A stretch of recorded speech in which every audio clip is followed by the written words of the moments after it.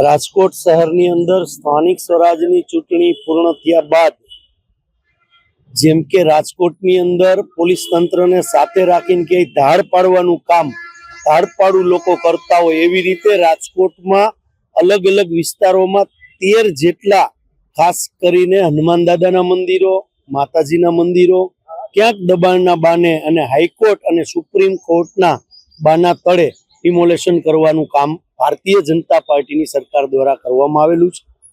ધરણા એટલા માટે રાખ્યા છે કારણ કે હનુમાન દાદા છે એ સમગ્ર હિન્દુ ધર્મના એક રક્ષક તરીકે આપણે એમને માનીએ છીએ અને આજના દિવસે શનિવાર પણ છે અને શનિ જયંતિ પણ છે।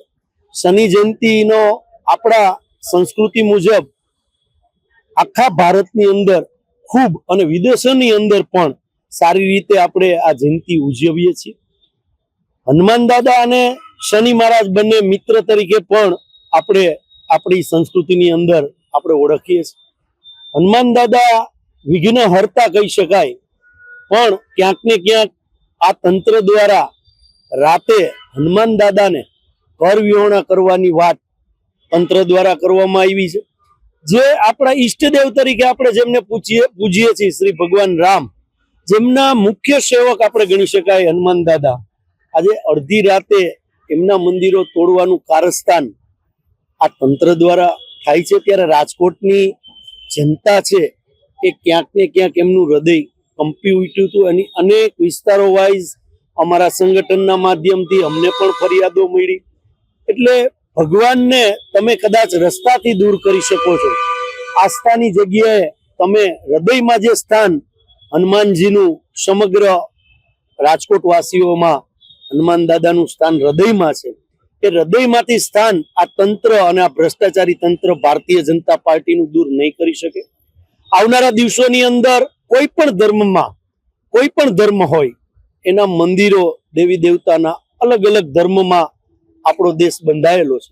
કોઈ પણ ધર્મના મંદિરો અથવા અલગ જે બીજા ધર્મો છે એમાં પણ ક્યાંય આવી રીતે અડધી રાતે ડિમોલેશન ન કરવું જોઈએ, આવું સ્પષ્ટ અમારું માનવું છે। આ ધરણા એટલા માટે છે કે હજી પણ અમારી પાસે જે માહિતી છે એ પ્રમાણે ક્યાંક ને ક્યાંક હજી પણ આ લોકો મંદિરો તોડવાના પ્રયત્નમાં છે। તો આ મેસેજ દેવા માંગીએ છીએ કે રાજકોટની જનતાનો અવાજ બનીને આજે અમે અહીંયા ધરણા રાખ્યા છે। કોંગ્રેસના પ્રમુખ તરીકે વાત કરીએ છીએ, પણ અહીંયા આજે અમારો કોંગ્રેસનો એક પણ વ્યક્તિએ ખેસ નહીં પહેર્યો હોય। માત્ર આજે શનિ જયંતિ છે અને હનુમાન દાદાની આરાધના કરવા માટે અને આ નરાધમો જે મંદિરો ઉપર તરાપ મારી રહ્યા છે એમની આંખ ખુલે એના માટે આજે અમે ધરણાનું આયોજન કરેલું છે।